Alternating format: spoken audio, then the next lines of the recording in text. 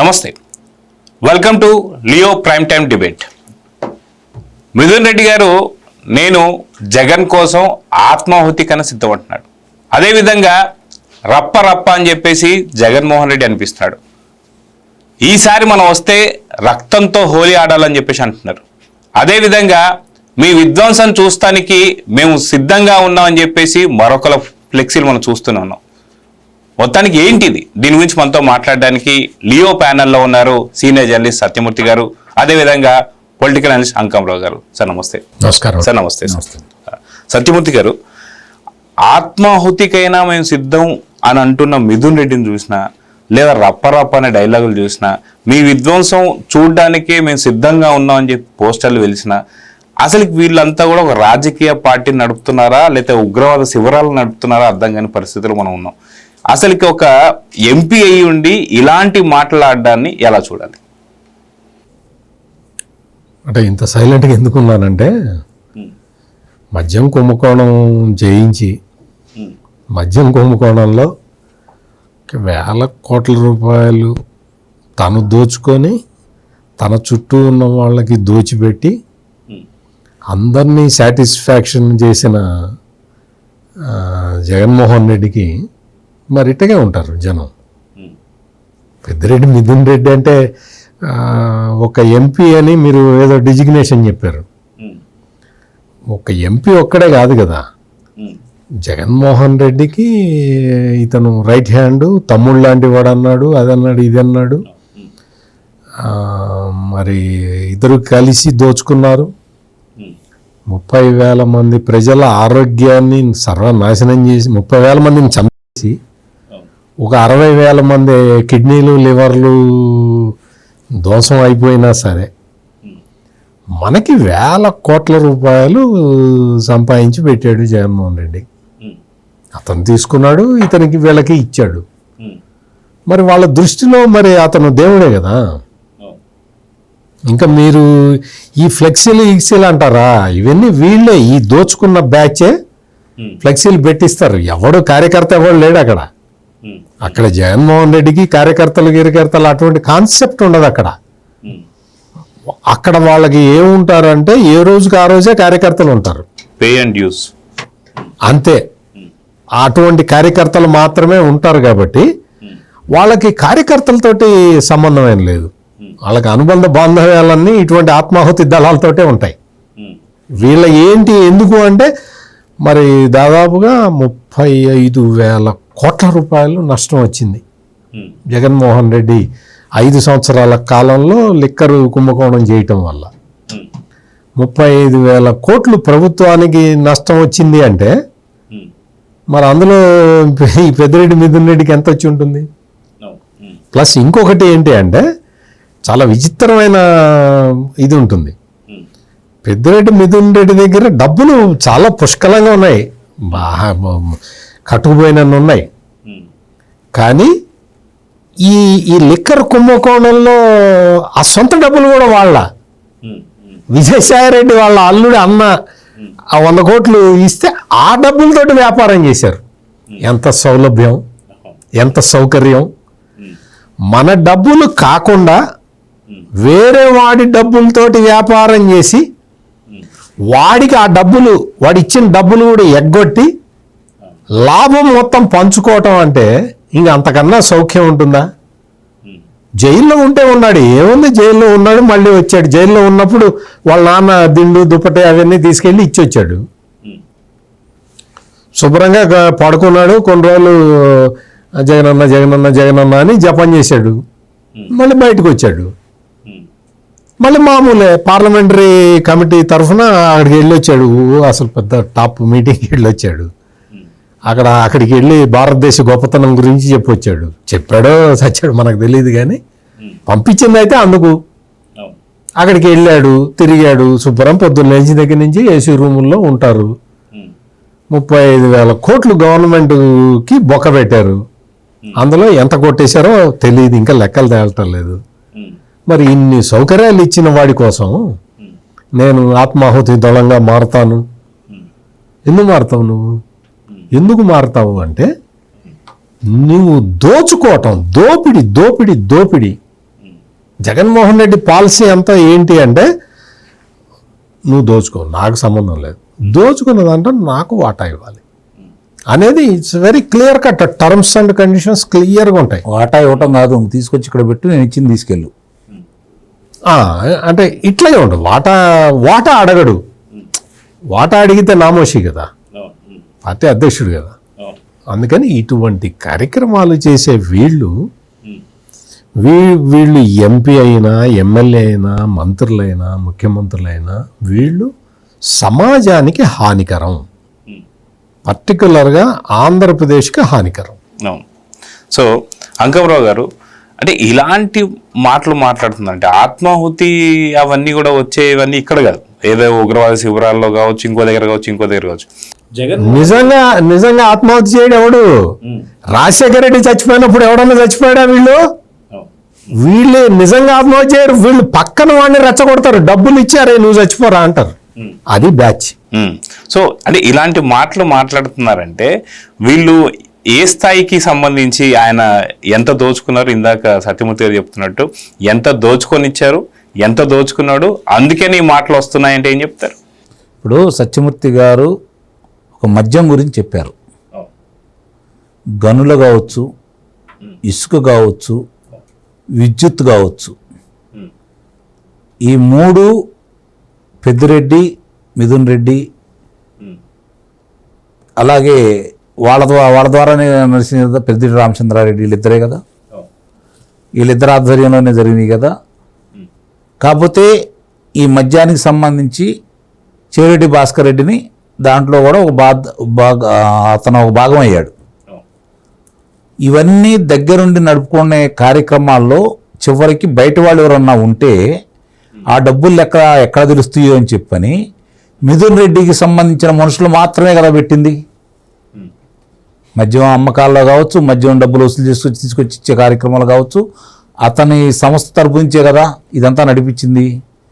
ఇక్కడ ఇంకో విషయం ఏంటంటే చాలామందికి అర్థం కాని విషయం, సత్యమూర్తి గారి కంటే తెలుసు అనుకో, చాలామందికి అర్థం కాని విషయం ఏంటంటే కొడుకు కోసం తండ్రి వైఎస్ఆర్సీపీ పార్టీలో చేరాడు. ఈ విషయాన్ని మర్చిపోవద్దు. మిథున్ రెడ్డి కోసం పెద్దిరెడ్డి రామచంద్రారెడ్డి వైఎస్ఆర్సీపీ పార్టీలో చేరాల్సి వచ్చింది. కొడుకు కోసం ఆ రోజు రాజశేఖర రెడ్డి ఏదైతే చేశాడో పెద్దిరెడ్డి రామచంద్రారెడ్డి ఆ పనులన్నీ చేసి పెట్టాడు. ఆ శాఖల అధిపతి అయ్యి ఉండి, దీంతోపాటు వాళ్ళు ఈరోజు అతను మాట్లాడిన దాన్ని నాకు తెలిసినంత వరకు న్యాయస్థానం కూడా ఈ మధ్య చెప్పింది కాబట్టి, దీని గురించి తీవ్రమైన వ్యాఖ్యలు చేసింది కాబట్టి పోలీసుల మీద కూడా వాళ్ళు దీన్ని సుమోటోగా తీసుకోవాలి. ఏమంటారు సత్యమూర్తి గారు? ఖచ్చితంగా. ఎందుకంటే ఇది లా అండ్ ఆర్డర్ మొత్తం చెడగొట్టడం, అది ప్రజలను భయభ్రాంతులకు చేయటం, రెచ్చగొట్టడం, ఇలాంటి వాళ్ళని రెచ్చగొట్టి రాష్ట్రంలో అలజడి సృష్టించాలని చెప్పని, అరాచకాన్ని పెంచాలని చెప్పని వాళ్ళ యొక్క ప్రయత్నం. తద్వారా ఏం జరుగుతుంది? పెట్టుబడులు రాకుండా ఆగిపోతాయి. పెట్టుబడులు రాకుండా ఆగిపోతే ఏం జరిగిద్ది? సంక్షేమ పథకాలకు ఇబ్బంది, అలాగే రాష్ట్రం పురోగమనానికి ఇబ్బంది. ఈరోజు ఈ కూటమి ప్రభుత్వం వచ్చిన తర్వాత మద్యానికి సంబంధించినటువంటి అప్పుల్ని తీర్చుకుంటూ వస్తుంది కదా, విద్యుత్ బకాయిలు తీర్చుకుంటూ వస్తుంది కదా, వడ్డీలు కట్టుకుంటూ వస్తుంది కదా. అయినా సరే ఈ కార్యక్రమాలన్నీ ఇప్పుడు వేగవంతంగా అమరావతి కావచ్చు, పోలవరం కావచ్చు, నీటి రంగానికి సంబంధించినవి కావచ్చు, ఇవన్నీ చేసుకుంటూ ముందుకెళ్తానే ఉంది కదా. గత ప్రభుత్వం ఇచ్చిన దానికంటే అదనంగా సంక్షేమ పథకాలు అమలు చేస్తూనే ఉంది కదా. మరి ఇవన్నీ చేసుకుంటూ ముందుకెళ్తుంటే వాళ్ళకి రేపు పొద్దున మనుగడ ఎలా ఉంటుంది? అతను పరిపాలన చూసే కదా 11 స్థానాలకు పరిమితం చేశారు. మరి వీళ్ళు ఇంత మంచిగా పరిపాలన చేసి ఈ పెట్టుబడులన్నీ తీసుకొచ్చి అభివృద్ధి వచ్చేసి, పరిశ్రమలు వచ్చేసి, చదువుకున్న యువకులందరికీ ఉద్యోగ కల్పన జరిగి, వాళ్ళందరూ తల్లిదండ్రుల దగ్గరే ఉంటూ, లేదంటే శనివారం ఆదివారం వచ్చేసి వాళ్ళు కనుక ఇట్లా అందుబాటులో ఉండేసి అందరూ కుటుంబ సంబంధాలన్నీ మెరుగయ్యి, మళ్ళీ ఆత్మీయత అనుబంధాలు దగ్గరైపోయి వాస్తవాలు వాళ్ళకి తెలిస్తే, జగన్మోహన్ రెడ్డి నిజ స్వరూపం ఇప్పటికే గుర్తించారు కాబట్టి అసలు ఆ పార్టీకి మనుగడ కానీ, ఆ పార్టీ తరపున నిలబడే అభ్యర్థులు కానీ ఉంటారా చెప్పండి? కాబట్టే ఇవన్నీ జరగకుండా ఉండాలి అంటే వాళ్ళు అనుకున్నట్టు పెట్టుబడులు అయిపోవాలి. పెట్టుబడులు అయిపోవాలంటే ఈ విధంగా రెచ్చగొట్టుతూ ఉండాలి. మనోధైర్యం కోల్పోయి దూరంగా ఉండే కార్యకర్తల్ని పర్లేదు మీరు ముందు చేయండి, మేము ఉండాం, మిమ్మల్ని ఏమంటలేదు, మేమంటే అంటున్నా వాళ్ళు ఏమైనా చేస్తున్నారు ఈ ప్రభుత్వం, మిమ్మల్ని కూడా ఏం చేయరు, కాబట్టి మీరు ఈ విధంగా ముందుకెళ్ళాలని చెప్పని ప్రోత్సాహం ఇచ్చేసి వాళ్ళ యొక్క భవిష్యత్తుని ఆటలు ఆడుకుంటున్నారు. ఇప్పటికే అది తెలుసుకున్నటువంటి చాలామంది విద్యార్థులు నాకు తెలిసి చాలామంది తల్లిదండ్రులు మార్చుకోగలిగారు. ఇంకా రేపొద్దున ఇంకా మిగిలిన వాళ్ళకు కూడా ఉద్యోగ కల్పన జరిగిందనుకోండి, వాళ్ళు తల్లిదండ్రులకు అర్థమయ్యే రీతిలో ఇప్పుడు సహజంగా మీకు విషయం గుర్తుపెట్టుకోండి, సత్యమూర్తి గారు, పల్లెటూరులో ఉండే వాళ్ళు 95% నిస్సందేహంగా చెప్పాలి నేను, 95% ఆర్థిక ఇబ్బందుల్లో ఉన్న వాళ్ళందరూ కూడా పొద్దున్నే లేచి భర్తకో పిల్లలకు బడికి వెళ్తూ ఉంటే వాళ్ళకి ఏదో చేసి పెట్టేసి ఆ బరిన టిఫిన్లో అన్నం పెట్టుకొని చేరికి వెళ్తారు. అవునా? చేరికి వెళ్ళిన తర్వాత 1 గంట దాకా ఉండేసి ఇంటికి వచ్చేస్తారు. మళ్ళీ సాయంత్రం పూట కూడా వెళ్తారు. కొంతమంది వెళ్తారు, లేకపోతే లేదు. వీళ్ళు మనం అనుకున్నట్టు మనం చెప్పే మాటలు వినేవాళ్ళు చాలా తక్కువ మంది ఉంటారు వీళ్ళలో. ఈ 95%లో వాళ్ళకి ఏంటంటే పని, ఇల్లు చూసుకోవడమే సరిపోతూ ఉంటుంది. ఆర్థిక ఇబ్బందులు ఇవన్నీ దృష్టిలో ఉంటాయి కాబట్టి వాళ్ళు దాని మీద ఉంటారు. కాబట్టి వాళ్ళ చైతన్యపరిచేది ఎవరు? పిల్లలే కదా. ఎప్పుడు చైతన్యపరుస్తారు? వాళ్ళకు ఉద్యోగాలు వచ్చి వాళ్ళ కాళ్ళ మీద వాళ్ళు నిలబెట్టినప్పుడు గౌరవంగా చేస్తారు. ఆర్థిక ఇబ్బందులు తగ్గింత. ఎందుకంటే మీకు చిన్న ఉదాహరణ కూడా చెబుతాను. 2014 నుంచి 2019 వరకు స్కిల్ డెవలప్మెంట్కి సంబంధించి 2,13,000 మంది దాంట్లోకి తర్ఫీదు ఇస్తే 70,000 మంది సంవత్సరానికి 5 లక్షల నుంచి 70 లక్షల ప్యాకేజీలో ఉన్నారు. అందుట్లో ఎక్కువ మంది ఉంది ఆ పిల్లలు. ఈ 3 సంవత్సరాల్లో, చివరి 3 సంవత్సరాల్లో పిల్లలు ఆ పొజిషన్లో ఉండి వాళ్ళ తల్లిదండ్రులు గౌరవంగా బతకడం కోసం వాళ్ళు మిగిల్చిన దాంట్లో ఎకరమో కొనుక్కొని చక్కని ఇల్లు ఏర్పాటు చేయించేసి అన్నీ చూసుకుంటా ఉన్నారు.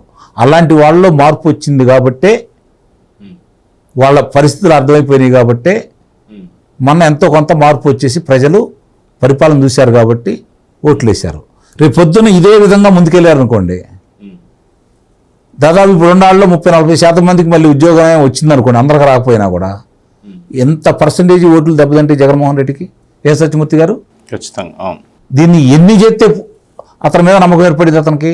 అందుకే మీరు చూడండి, వాళ్ళు మనం చేసిన మంచి పనుల గురించి చెప్పుకోవట్లా, వాళ్ళు అది చెప్పని చెప్పట్లా, భవిష్యత్తులో చేసే మంచి పనుల గురించి చెప్పట్లా. వాళ్ళు ఏ కాడికి ఏబిఎన్ రాధాకృష్ణన్ని అన్ని సార్లు తిప్పుతాం అని చెప్పి మాట్లాడుతూ ఉన్నారు. అధికారుల్ని సప్త సముద్రాల అవతల ఉన్నా కూడా లాక్కొస్తాం, బట్టలు తీసి తిరుగుతాం అని చెప్పి మాట్లాడుతున్నారు. ఎవరన్నా కాంట్రాక్టర్లు వస్తే బెదిరిస్తున్నారు, జైలుకు పంపిస్తామని చెబుతున్నారు. ఇందుట్లో మనం ఈ చెప్పిన 3 అంశాల్లో ఎక్కడైనా సరే సమాజం ముందుకెళ్ళటానికి ఉపయోగపడే ఒక్క మాట చెప్పండి. వాడోడో ఇంకోటి వచ్చి వాడు చెప్తాడు విజన్ అనేది 5 సంవత్సరాల కన్నా ఎక్కువ ఉండకూడదంట. వాడికి ఏమి రాదు. వీళ్ళకి ఏమి ఏం చేయాలి వీళ్ళకి? సత్యమూర్తి గారు, ప్రజలు స్పష్టమైన తీర్పిచ్చారు, వాళ్ళ గురించి బాగా అర్థమైంది ప్రజలకి. ఈరోజు రామానాయుడు గారు మాట్లాడారు, మొన్న అచ్చెన్నాయుడు గారు మాట్లాడారు. ప్రభుత్వంలో ఎవరున్నారు?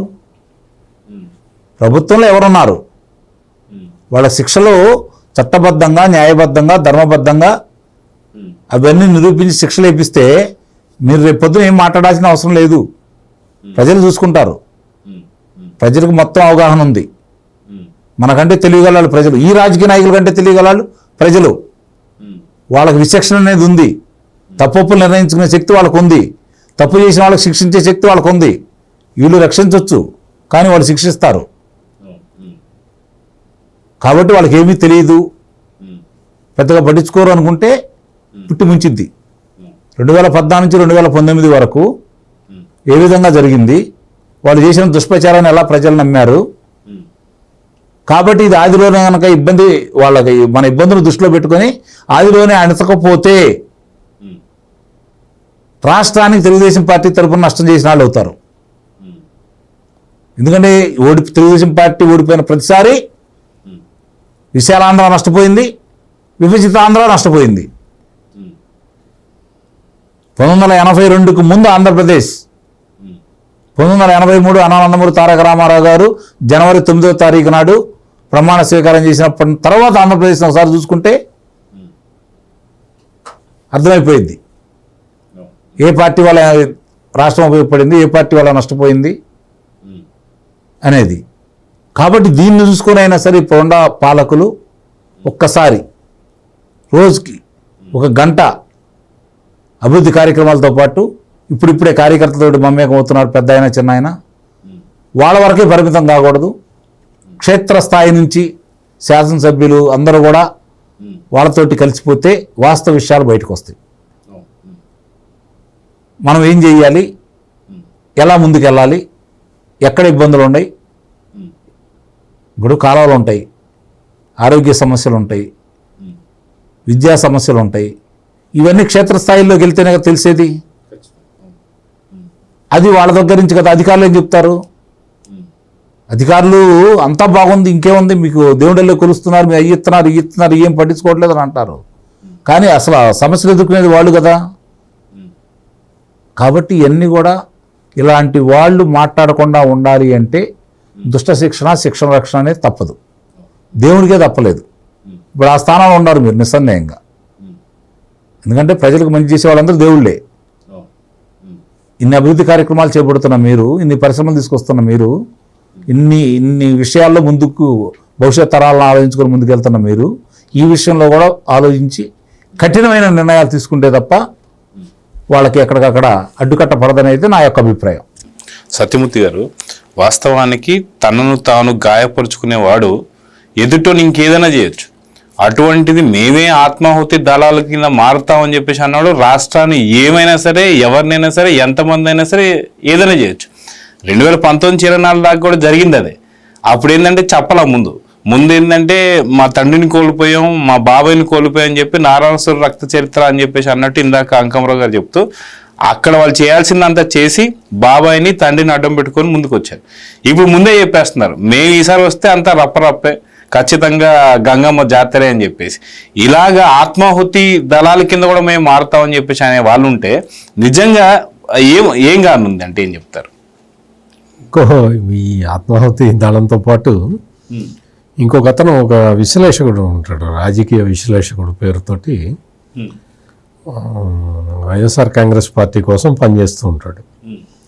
అతను చెప్పింది వింటే నాకు భలే బాగా నచ్చింది.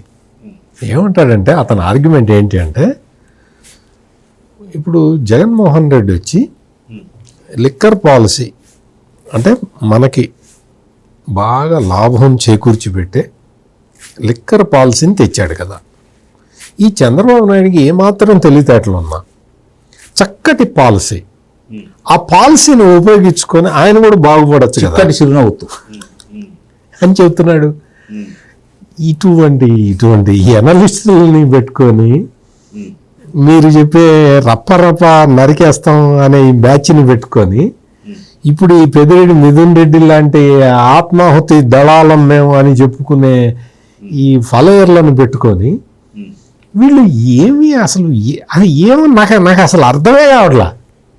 నేను ఇన్ని సంవత్సరాల నుంచి, నేను దాదాపు 44 సంవత్సరాల పాటు చాలా పెద్ద పెద్ద పేపర్లలో పనిచేశాను, రాజకీయ విశ్లేషణలు రాశాను, చేశాను, చూశాను. ఇంత చేసే కానీ ఇంకొకడు వస్తాడు అధికార ప్రతినిధి, వాళ్ళ అధికార ప్రతినిధి అమరావతికి 2 లక్షల కోట్లు చంద్రబాబు నాయుడు ఎక్కడి నుంచి తెస్తాడు అని సీరియస్గా అడుగుతాడు.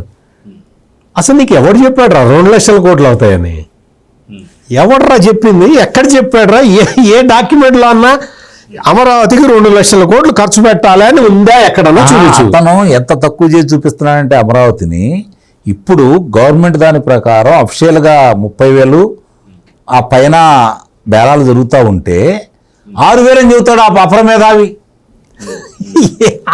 అంటే అసలు ఆస్తిని తక్కువ చేసి చూపించాలి. అసలు నీకు ఎటువంటి వీళ్ళని అంటే మామూలుగా పదం వాడకూడదు కానీ ఇటువంటి సైకో బ్యాచ్ని పెట్టుకో ఎన్నిసార్లు చెప్పిన అర్థం కాదు. నిన్న నారాయణ వచ్చి చెప్పాడు, హైదరాబాద్లో తెలంగాణ సెక్రటేరియట్ కట్టడానికి ఎంత పడ్డది స్క్వేర్. ఇంకోటి ఏంటి, హైదరాబాద్లో అన్ని సౌకర్యాలు ఉన్న ప్లేస్లో, హైదరాబాద్లో సెక్రటేరియట్ అంటే సెంటర్ ఆఫ్ ది టౌన్, అందులో ఎంత పడ్డది, దానికి ఏమి పెద్ద పునాదులు గినాదులు అమరావతిలో తీయాల్సినంత తీయక్కర్లా, అక్కర్లేకపోయినా ఎంత కాస్ట్ అయింది, అమరావతిలో ఎంత అవుతున్నది, పార్లమెంటు కట్టినప్పుడు కొత్త పార్లమెంటు కట్టినప్పుడు అక్కడ ఎంత అయింది, మొత్తం ఆయన లెక్కలు చెబితే వీళ్ళకి అర్థం కాదు, వీళ్ళు అసలు దాన్ని పట్టించుకోరు. 2 లక్షల కోట్లు ఖర్చు పెడుతున్నాడు చంద్రబాబు నాయుడు అని జగన్మోహన్ రెడ్డి వచ్చి ఆ మాట మాట్లాడాడు. ఇంకా వీళ్ళందరూ దాన్నే క్యారీ చేస్తూ ఉంటారు. అందుకనే ఏబిఎన్ ఆంధ్రజ్యోతిలో రాధాకృష్ణ రాసింది, అరే బుర్రలో గుజ్జు పెంచుకోండిరా, అతను ఏదో తెలివి తక్కువగా మాట్లాడితే అది నిజమో కాదో వెరిఫై చేసుకోకుండా మీరు కూడా మాట్లాడమాకండ్రా అని రాధాకృష్ణ రాసింది ఇదే వీళ్ళ గురించే. జగన్మోహన్ రెడ్డి చెప్పాడు 2 లక్షల కోట్లు, నువ్వు వెతుకు ఎక్కడన్నా ఉందా, ఎవడన్నా చెప్పాడా, అమరావతికి 2 లక్షల కోట్లు ఖర్చు అవుతుంది అని ఎవరన్నా చెప్పారా, చూసుకో. ఎవడు చెప్పకపోతే ఈ జగన్మోహన్ రెడ్డి తప్పు చెప్తున్నాడు, మనం దాన్ని బయటికి క్యారీ చేయొద్దు అన్న వివేచన శక్తి ఉండాలి నీకు. ఆ శక్తి లేదు కాబట్టే రాధాకృష్ణ గుజ్జు లేదు నీకు, బుర్రలో గుజ్జు లేదు అని ఆయన రాస్తుంటే మనకి నిజంగా లేదు కాబట్టి అది అర్థం కావట్లా. అవును. సో వీరెంత మరీ దారుణంగా మాట్లాడుతున్నారంటే, మొన్న జగన్మోహన్ రెడ్డి మీరు ఇందాక అన్నట్టుగా ఇక్కడేమో 2 లక్షల కోట్లు అని చెప్పేసి అసలుకి లేనట్టు ఫిగర్ చెప్తున్నాడు. అసలుకి ఇక్కడ ఎవరు, ఇప్పుడు ఏదో మహేష్ బాబు సినిమాలో ఒక డైలాగ్ ఉంటుంది సార్, ఇట్లా గూగుల్ చేస్తే అట్టా వచ్చేస్తుంది అన్నట్టు, ఆయన జగన్మోహన్ రెడ్డి గారు వచ్చి తెలంగాణ సంబంధించిన సెక్రటేరియట్ 600 కోట్లు అయిందని చెప్పి అన్నాడు. దాన్ని ఎవరు గూగుల్ చేసినా సరే 1200 కోట్లు కనిపిస్తుంటే 600 కోట్లు చెప్పు. 1200 కోట్లు వచ్చి మొత్తం పెచ్చులు రాలిపోతున్నాయని చెప్పి ముఖ్యమంత్రి రేవంత్ రెడ్డి విచారణ కూడా ఆదేశించాడు. అంటే వీళ్ళు అభూత కల్పనలు, అసత్యాలు చెప్పుకుంటూ ఒకడు చెప్తాడు, వాడిని చూసి ఒక 10 మంది చెప్తుంటారు. 10 మంది చెప్తే ప్రజలు నిజమని నమ్ముతారు అన్న గోబెల్స్ సిద్ధాంతం అంటారు దీన్ని. ఒకే అబద్ధాన్ని 1000 మంది చెబితే దాన్ని నిజమని ప్రజలు నమ్ముతారు అనేది గోబెల్స్ థియరీ అంటారు. గోబెల్స్ అనే ఆయన చెప్పిన మాట. వీళ్ళు అదే పని చేస్తూ ఉన్నారు. మీకు బడ్జెట్లో మొత్తం డబ్బులన్నీ తీసుకొచ్చి అమరావతిలో పెడితే ఎట్లా అనేది వీళ్ళ ఎదవ తెలివితేటలు, ఎదవ బుర్ర ఉపయోగించి, కోడి బుర్ర ఉపయోగించి వీళ్ళు చేసే ఆర్గ్యుమెంట్. ఎవడు చెప్పాడు 2 లక్షల కోట్లు పెడుతున్నట్టు ఎవడు చెప్పాడు? ఈ అధికార ప్రతినిధి వచ్చేమో 2 లక్షల కోట్లు అని మాట్లాడతాడు కదా. సజ్జల రామకృష్ణారెడ్డి వచ్చి 2 లక్షల కోట్లు ఎక్కడి నుంచి తెస్తారు అంటాడు. అంటే వీళ్ళకి వీళ్ళు ఎట్లా కథల్ని ఎట్లా అల్లి ఒక్కొక్క దాన్ని ప్రజల్లోకి ఎట్లా తీసుకెళ్తారో చూడండి. ఇది కాదు వాళ్ళ భయం, మీకు అర్థం కావట్లా. దోచుకున్న 11 లక్షల కోట్ల రూపాయలు వీళ్ళు ఎక్కడ ఎనికి తీసుకొచ్చి పెట్టుబడి పెట్టి ఇచ్చి అమరావతి పూర్తి చేస్తారో భయం. అంటే వాళ్ళకి ఏంటంటే ఒకటేమో 2 లక్షల కోట్లు అంటాడు, ఇంకోటి వచ్చి 2 లక్షల కోట్లు ఎక్కడి నుంచి తెస్తాడో అంటాడు, ఇంకొకటి వచ్చి 2 లక్షల కోట్లు ఒకే చోట పెడితే ఎట్లా అంటాడు ఇంకొకడు. ఒకడు మేధ ఒకడు ఉన్నాడు, రాయలసీమలో ఉంటాడు. నిన్న వచ్చి జగన్మోహన్ రెడ్డిని కలిసి ఆశీర్వాదం తీసుకొని ఆయన ఇచ్చిన ప్యాకెట్ తీసుకొని వెళ్ళినట్టున్నాడు. ఆడి చెబుతాడు, మీరన్నీ అంతా 2 లక్షల కోట్లు అమరావతిలో ఖర్చు పెడితే మరి మా రాయలసీమకి ఏమి ఇస్తారు అంటాడు వాడు. ఇంకోడు వస్తాడు, ఉత్తరాంధ్రలో రాజధాని పెట్టాలి అని చెప్తాడు. అంటే ఏంటి అంటే ఒకే విషయాన్ని ఈ 10 మంది 20 మంది ఈ మనుషులతోటి, ఈ పేటీఎం బ్యాచ్ తోటి అట్లా రకరకాలుగా చెప్పిస్తూ ఉంటారు. అమరావతిలో ఖర్చు మొత్తం అంతా తీసుకొచ్చి అక్కడ పెడుతున్నారు అంటాడు ఒకడు. ఇంకొకడు అంటాడు అమరావతి కోసం అని చెప్పి బడ్జెట్లో 6,000 కోట్లే ఖర్చు పెట్టారు. 2 లక్షల కోట్లు ఖర్చు పెట్టాలి అంటే 181 సంవత్సరాలు పడుతుందని లెక్కేస్తాడు ఇంకొకడు.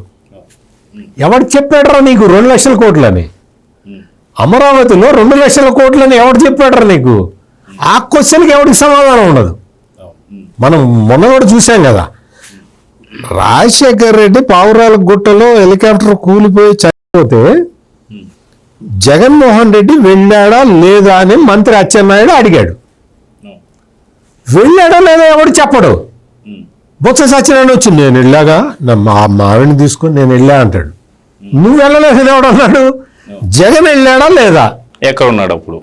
ఆ టైంలో ఎక్కడున్నాడంటే వాటికి సమాధానం చెప్పరు. వాటికి సమాధానం చెప్పకుండా మా అందరికి బాధ వేస్తున్నది రాజశేఖర్ రెడ్డి ఇప్పుడా నీకు బాధ వేయాల్సింది, అప్పుడు వేయాలి. బాధ వేసిన మనిషి ఆయన సత్యమణి గురించి శాసనసభలో అలా ఎందుకు మాట్లాడాడు? అందరి గురించి మాట్లాడాడు. వీళ్ళందరూ ఇంకొక ఆయన ఉంటాడు తూర్పుగోదావరి జిల్లాలో, ఉమ్మడి తూర్పుగోదావరి జిల్లాలో ఉంటాడు. ఆయన కూడా జర్నలిస్టే. అసలు అవినీతి మొత్తం ఈ బోగస్ కంపెనీలు పెట్టి అక్రమంగా కంపెనీలు పెట్టి డబ్బులు కొట్టేసిన వ్యక్తి ఈ జగన్మోహన్ రెడ్డి. అసలు వైఎస్ఆర్ కాంగ్రెస్ పార్టీ పుట్టిందే అవినీతి సొమ్ముతోటి అని చెప్పిన వ్యక్తి నిన్నగా మొన్నొచ్చి జగన్మోహన్ రెడ్డి లాంటి అద్భుతమైన ప్రజా నాయకుడు ఈ ప్రపంచంలో లేడని చెబుతున్నాడు. మరి అప్పుడు ఎందుకంటే చెప్పావు? అప్పుడు తెలియలేదా? ఇప్పుడు తెలిసిందా? చెప్పు. నీ అజ్ఞానం అప్పుడు అజ్ఞానమా, ఇప్పుడు అజ్ఞానమా? లేదు అప్పుడు జ్ఞానం ఉండి నువ్వు ఇప్పుడు అజ్ఞానంలోకి మారావా? ఏదో ఒకటి చెప్పాలి, క్లారిటీ ఇవ్వాలి. నువ్వు క్లారిటీ ఇవ్వకుండా మేము ఇట్టగే మాట్లాడతాం అంటే మరి చెప్పటానికి మరి నాలాంటి వాళ్ళు ఉంటారుగా. అందుకని వీళ్ళందరూ కూడా, ఈ మేధావులందరూ కూడా మేము ఆత్మాహుతి దళం, తప్పులేదు. మీరు అందరూ ఆత్మహత్య చేసుకుంటున్నారు. ఇప్పుడు చేసుకుంటున్నదే ఆత్మహత్య. ఎందుకు అంటే జగన్మోహన్ రెడ్డి లాంటి రాజకీయ నాయకుడు వెనక ఉండటం ఆత్మహత్యా సదృశ్యము. మీరు ఎవరైనా పరువు మర్యాద గల నాయకుడి వెనక ఉంటే మీకు కూడా ఆ పరువు మర్యాద అంటుతాయి. లేదు మీరు ఒక క్రిమినల్ వైపు వెళ్తూ ఉంటే, ఎక్కడైనా సరే ఎవరైనా సరే, మీరు ఒక అంటే రాజకీయాల గురించే కాదు, నేను మామూలుగా కూడా జనరల్గా కూడా ఒక రౌడీ వెంట వెళ్తూ ఉంటే ఆ రౌడీ దొరక్కపోతే పోలీసులు మిమ్మల్ని అరెస్ట్ చేస్తారు. ఎందుకు? ఆడెక్కడున్నాడు చెప్పని నిన్ను కొడతారు. ఆడు దొరక్కపోవచ్చు, పోలీసులు వచ్చి నిన్ను అరెస్ట్ చేసి నిన్ను కొడతారు. ఎందుకు? వాడెక్కడున్నాడు చెప్పు, ఈ బాస్ ఎక్కడున్నాడు చెప్పు. అని నాకు బాస్ కాదు సార్, నేను వాడి ఏదో అట్లా నడిచిపోతున్నా అన్న వినరు. నువ్వు అబద్ధం చెబుతున్నారా, వాడు అట్టగే అబద్ధాలు చెప్తాడు అని నిన్ను కొడతారు. అందుకని ఆలోచించుకోండి.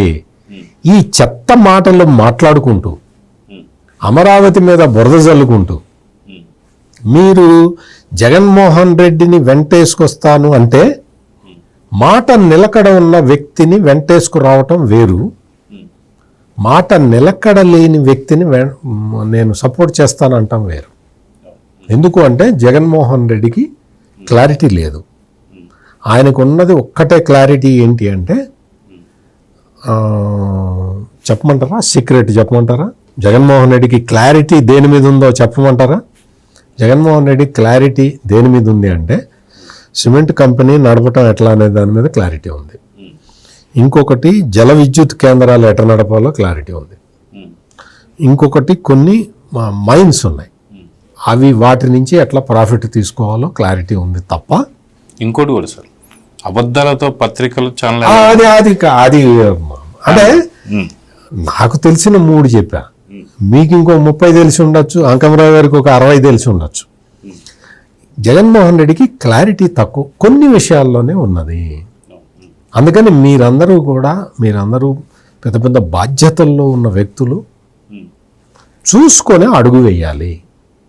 లేకపోతే అమరావతికి 2 లక్షల కోట్లు పెడతారా అని అడిగి పిచ్చోళ్ళు అయిపోయి మీరు మిమ్మల్ని ఎవ్వడు కూడా ఎక్కడ అమరావతిలో ఏం పనులు ఒకడొచ్చి అంటాడు, అమరావతిలో రోడ్లు బాగా వేయట్లేదు అంటాడు ఒకడు. ఇంకొకడు వచ్చి ఆ రోడ్డు పక్కన ఆ కరెంటు వైర్లు కూడా కనపడకుండా అండర్ గ్రౌండ్లో వేస్తున్నారు అంటాడు ఒకడు. ఇంకొకటి వచ్చి అంటాడు అండర్ గ్రౌండ్లో కరెంట్ వైర్లు వేస్తే మరి దాని మీద నడిస్తే షాక్ కొట్టదా అంటాడు ఇంకొకడు. ఇటువంటి పిచ్చి సంతన వేసుకొని మరి ఏం చేయాలో అర్థం కావట్లేదు. ఏం షాక్ కొట్టదు నీకు. అమరావతిలో కింద లైన్లు ఉంటాయి, కరెంట్ లైన్లు ఉంటాయి, అక్కడ రావాల్సిన అవసరం కూడా లేదు కదా సార్. నువ్వు వచ్చినా నువ్వు ఆ వైర్ల మీద నడిచినా నీకు షాక్ కొట్టదు, నేను గ్యారెంటీ. సో అంకమరావు గారు, వాస్తవానికి ఇందాక సత్యమూర్తి గారు చెప్తూ నిజంగా జగన్మోహన్ రెడ్డి నమ్ముకున్న వారు ఇప్పుడు ఆత్మహత్య చేసుకోవాల్సిన పరిస్థితి వస్తుంది. ఆత్మాహుతి దళాలకు కూడా మారాల్సిన అవసరం లేదు, ఆటోమేటిక్ ప్రాసెస్. అది ప్రత్యక్షంగా బొత్స సత్యనారాయణ గారిని చూస్తే అర్థమవుతుంది. మొన్న ఏదైతే అచ్చెన్నాయుడు గారు అడిగినటువంటి ఒక ప్రశ్నకి ఎటు చెప్పుకోవాలో అర్థం కాకుండా బోరు అని చెప్పి విలపిస్తూ ఆయన చేసినటువంటి ఒక ప్రెస్ మీట్ మనం చూసాం. అంతకుముందు జగన్మోహన్ రెడ్డి అబద్ధాలు చెప్పిస్తుంటే చెప్పలేక అట్లని చెప్పి ఆపుకోలేక ఏం చేయాలో కూడా అర్థం కాక అక్కడ కూడా ఏం చేశాడు, హాస్పిటల్ పాలు 2 నుంచి 3 సార్లు. నిజంగా ఆత్మహత్య చేసుకోవాల్సిన పరిస్థితి సీనియర్ నాయకులకు కూడా ఇట్లా వస్తుంది అంటే ఎలా చూడాలంటుంది? ఇప్పుడు సీనియారిటీతో పాటు సిన్సియారిటీ కూడా కావాలి కదా. ఒక వ్యక్తి గురించి మనం చెప్పుకోవాలి అంటే ఇప్పుడు ఎంతోమంది మహానుభావుల గురించి ఈరోజు కూడా మనం చెప్పుకుంటూ ఉంటాం. ఫలాని వాళ్ళు ఫలాని చేశారు, రాజకీయాలు ఎంతో నిబద్ధతతోటి పనిచేశారు, వాళ్ళని ఆదర్శంగా తీసుకోండి అని చెప్పిన అప్పుడప్పుడు కొంతమంది పేర్లు ఉదాహరిస్తాం. ఆ ఉత్తరాంధ్రకు సంబంధించి సర్దార్ గౌతులచ్చన్ గారు కావచ్చు, చాలామంది ఉన్నారు అక్కడ. వాళ్ళ గురించి మనం మాట్లాడతాం. విశ్వనాథం గారు కావచ్చు, దేనికి అమ్మాట చెప్పేవాళ్ళు బాటం శ్రీరామూర్తి గారు కావచ్చు, కొంతమంది గురించి మనం చెప్పుకుంటూ ఉంటాం అక్కడ. ఇక్కడ వీళ్ళ గురించి మనం చెప్పుకోవాలి అంటే బొత్స సత్యనారాయణ గారికి సీనియారిటీ తప్ప ఇంకేముందా నాకు చెప్పండి. ఆ ప్రాంతానికి సంబంధించి పనిగొట్టుకొని పరిశ్రమలు ఏమన్నా తీసుకొచ్చాడా? పరిశ్రమల శాఖ మంత్రిగా ఉండి చెప్పండి. విద్యాశాఖ మంత్రిగా ఉండి ఏదన్నా గొప్ప గొప్ప విశ్వవిద్యాలయాలను తీసుకొచ్చాడా? ఏం సాధించాడని మనం అతని గురించి మాట్లాడుకోవాలి. దేనికి పనికి వస్తుంది ఈ సీనియారిటీ? నటించడానికి పనికి వచ్చింది. నిస్సందేహంగా చెబుతున్నాను, గొప్ప నటుడుగా అతను నిరూపించుకున్నాడు. అంతకంటే ఏముంది చెప్పండి ఈరోజు అతని గురించి మాట్లాడుకోవడానికి? ఒకనాటి చరిత్ర, ఆ మహానుభావులు వేరు, వాళ్ళ యొక్క సిద్ధాంతాలు వేరు. వాళ్ళు నమ్ముకున్న సిద్ధాంతం కోసం కడదాకా నిలబడి ఉన్నారు వాళ్ళు. ఉదాహరణకి సర్దార్ గౌతులచ్చన్న గారు అనే వ్యక్తి కాంగ్రెస్ పార్టీలోకి వచ్చినట్టయితే ఏనాడో ముఖ్యమంత్రి అయ్యిండేవాడు. ఏమంటారు సార్? మరి ఆ సర్దార్ గౌతులచ్చన్న గారు ఎందుకు వెళ్ళలేదు? సిద్ధాంతానికి కట్టుబడి ఉన్నాడు. చివరంతా పోరాడాడు. చనిపోయే వరకు కూడా, ఆయన చనిపోయేంత వరకు కూడా రోజు పేపర్లో ఏం వచ్చినాయి, ఆయన చదువుకోవడానికి ఇబ్బంది, చివరి రోజుల్లో ఆయనకి కంటికి ఇబ్బంది వల్ల చదువుకోలేనప్పుడు పక్క వాళ్ళ చేత చదివించుకొని వినేవాడు. అంటే భారతదేశం ఎట్లా ఉంది, నా రాష్ట్రం ఎలా ఉందని చెప్పని చివరి శ్వాస వరకు ఆలోచించే మహానుభావులు అలాంటి వాళ్ళు. వీళ్ళ గురించి మనం చెప్పుకుంటే నిజంగానే రాజకీయాల మీద విరక్తి కలుగుతుంది చాలామందికి. ఇలాంటి వ్యక్తులు మాట్లాడే మాటలు చూస్తూ ఉంటే వాళ్ళ సంపాదన, వాళ్ళ యొక్క అధికార పదవుల కోసం ఏ విధంగా మాట్లాడటానికి ఈ విధంగా దిగజారిపోయి ప్రవర్తించే వాళ్ళ గురించి ఈరోజు ఒక్కళ్ళు కాదు, అదే ప్రాంతంలో ఉన్నటువంటి ధర్మాన ప్రసాదరావు కావచ్చు, లేకపోతే వివిధ నాయకులను కనుక మనం తీసుకుంటా ఉంటే వాళ్ళకి గతంలో ఆ ప్రభుత్వంలో జగన్మోహన్ రెడ్డి కోసం చేసినటువంటి కొన్ని కార్యక్రమాలు, ప్రజా దోపిడీకి అంటే ప్రజల సొమ్మును ఏ విధంగా దోచుకున్నారు, ప్రభుత్వ సొమ్ములను ఏ విధంగా దోచిపెట్టారనే దానికి వీళ్ళ సహాయ సహకారాలతోటి అతనికి అందినవి కాబట్టి గట్టిగా మాట్లాడితే జగన్మోహన్ రెడ్డి ఏళ్ళ పేర్లు ఆడ చదువుతాడనే భయం కొద్దీ జగన్మోహన్ రెడ్డి ఏది ఇస్తే అది చదువుతున్న వ్యక్తులు వీళ్ళు. ఇంతకంటే గొప్పగా మాట్లాడతారని మనం ఎలా భావిస్తాం చెప్పండి? అది కాదని మాట్లాడితే ఏం జరిగిద్దో కూడా వాళ్ళకి తెలుసు కాబట్టి, కాదని ఒక అక్షరం దాంట్లో యాడ్ చేసినా కూడా ఏం జరిగిద్దో వాళ్ళకి తెలుసు కాబట్టి వాళ్ళు ఇచ్చినట్టు చదువుతున్న వ్యక్తులు మాత్రమే వీళ్ళు. కాబట్టి వాళ్ళ యొక్క సీనియారిటీని అంటే రాజకీయ అనుభవాన్ని మీరు లెక్కేయద్దు. రాజకీయాల్లో వాళ్ళు సాధించిన దాన్ని, ప్రజల మనసు సాధించడం అంటే డబ్బులు బాగా సంపాదించుకొని ఉండొచ్చు, కానీ ప్రజల మనసును ఏ విధంగా గెలుచుకున్నారు, ఏం చేశారు?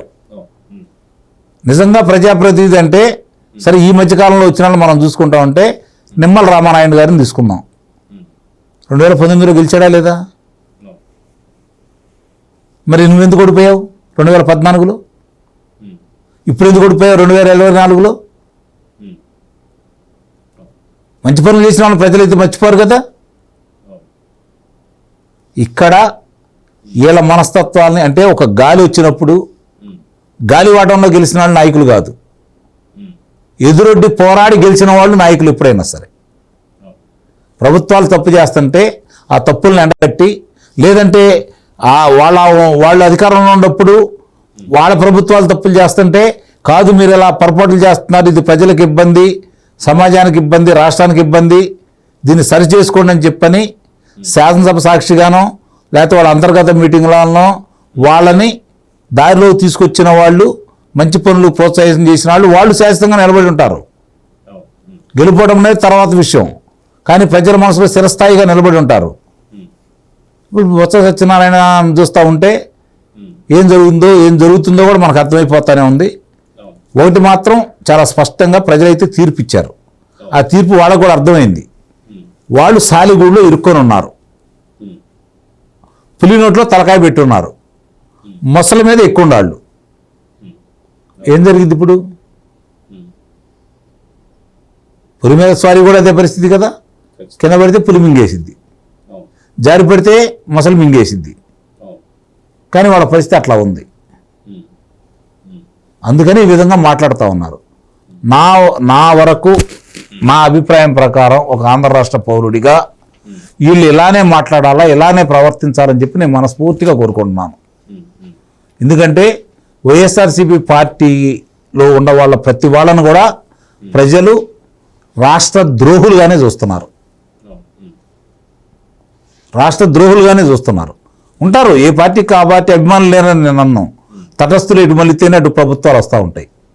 కాబట్టి దీన్ని దృష్టిలో పెట్టుకొని ప్రజల్ని ఏ ఇబ్బంది పెట్టినా ఏ ప్రజలు క్షమించాలని అయితే నేను మనస్ఫూర్తిగా చెప్పగలను.